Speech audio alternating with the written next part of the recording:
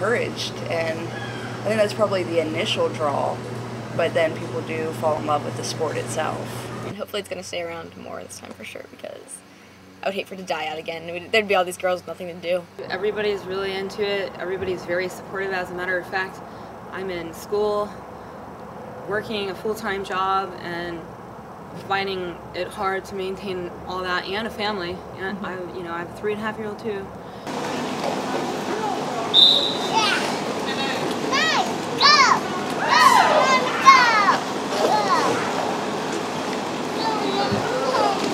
Having all that, I was like, oh, maybe I should quit. And my boyfriend was like, you can't quit. That's just a part of who you are. You need this. And I'm like, yeah, you're right. So it's very important in my life. My family thinks it's cool. I think it's really neat to watch me do it. They're all really supportive of it. Nobody was really scandalized about me doing it. They're really supportive. It's really funny. Like my boss, he's hilarious. Every week that he comes in, he's like, so did you hurt yourself this week? My family at home, like, they're really excited to come watch me play for the first time. And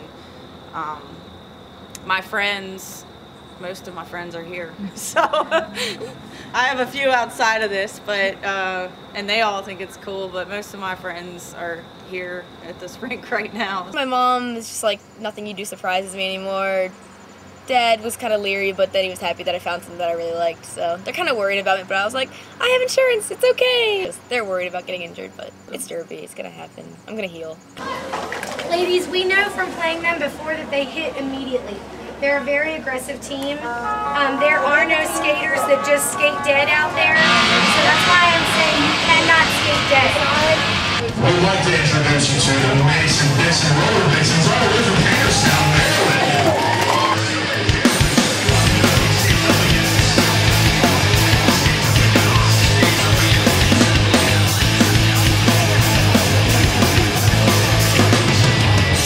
Human rights! It's all or nothing for me! Shut up, peace! Make sure you're playing smart. If we have the only jammer, there have been times when we've had the only jammer and she came through back. Yeah. There is no sense in and it's going fast too. You have to slow that pack down. Get up there. I know when I was in with Glenn and Fanny, we got up there as a wall and we held that shit. Too many times have been called up to stand for what you believe! We have a skater down on the track. Trying to bring in the Water Brand team coming out to assist.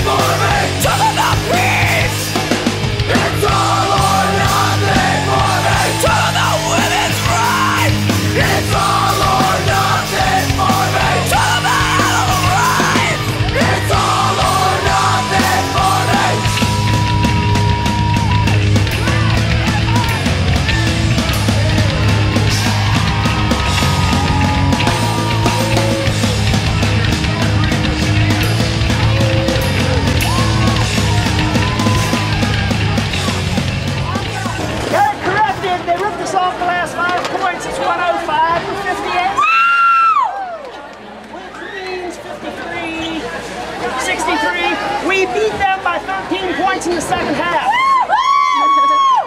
Just saying. And what was the score the last time we played them? We lost by over 180. It's a hell of an improvement. Thanks, Cody. Thank you, Black. Thank you. I hope you guys come and have a drink with us. I don't know, we have a lot of broken girls. I don't want to be punched in the face. That's why I do flat track. I like this. Maybe I would love for you to be punched in the face. I don't want to be punched in the face. Huh? What happened with Lolly Dagger? She wanted to be punched in the face. She wanted to. She asked for that bloody nose. She deserved that bloody nose. Well, you didn't punch her. Somebody in the face. Okay, it was an accident, but I did give her a bloody nose. She didn't punch her. I elbowed her in the face. Accidentally. About the face. Tell her what the back of your helmet says. In the back of my helmet says, sorry about your face. So that's the last thing she saw right before I elbowed her in the face. And then the other girl fell down and like you caused her to have an asthma attack. I did cause her to have an asthma attack. And I got called out for it and I had to sit in timeout. And think about what you But I don't really understand because that was a pre-existing condition. Like I didn't cause her to have asthma. I don't know. You might have. She probably I didn't put cigarettes in her face.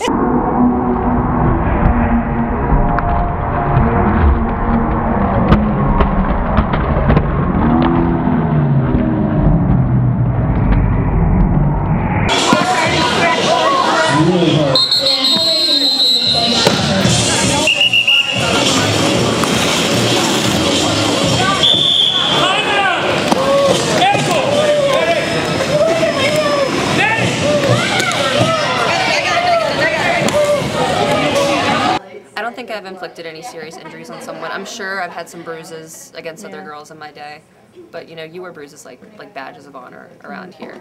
I remember having this like huge piece of rink rash on my butt a couple years ago, and like shortly after I started doing derby, and it was just like this giant purple and blue mass on my butt cheek, and it had like the rink rash, like the fishnet pattern in there. And I grabbed one of my friends at school that was just like, she just knew that I did derby, she didn't really know what it meant, and I pulled her into the bathroom, I pulled my pants down, and I'm like, Sid, look at this! I have not gotten injured.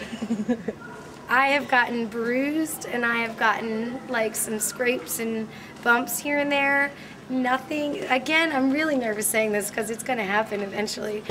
Ladies and gentlemen, roller derby is as you know, women's contact sport, and injuries do happen here and there. That's why we have EMTs on hand to take care of things like this.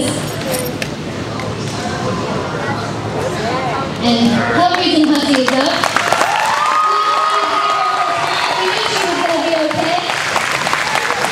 They're different from male athletes. Female athletes are always harder working, more determined, for the simple reason that well, they're females and they have something to prove.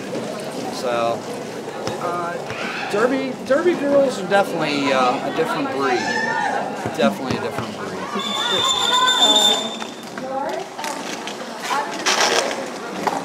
Last Thursday I was skating in a jam. I was jamming and it was the second one of the night and someone tripped in front of me and kind of was a little bit of a blur, but I skated into her, my knees hit, got projected over top of her and fell onto my shoulder and kind of rolled a little bit.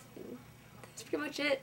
In the process my collarbone snapped in two. I didn't really realize something was wrong at first. I went to get back up and move my shoulder and then it just didn't do it at all. I was like, okay, I'm gonna lay here because I think something's actually wrong. And then I felt my bone and felt the edge of it here and the rest of it down here. It actually wasn't really that painful. I didn't really realize I was hurt.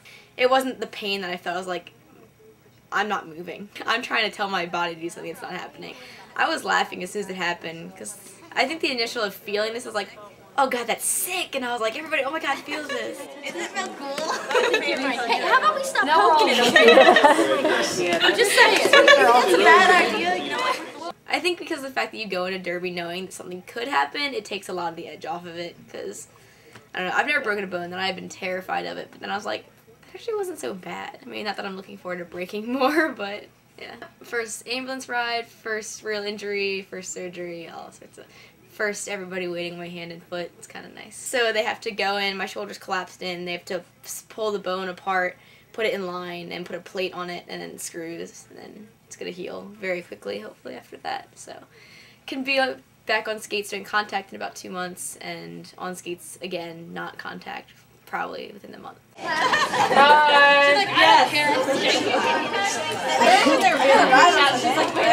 on Sunday. No, I'm just kidding. I'll inform everybody at work. Alright. Good impacts tonight. The big hits are worthless. The small, be in their face the whole time. Alright? If you see the opportunity for a big hit, go ahead and take it, but don't take yourself out. Because what we're doing is we're hitting big and then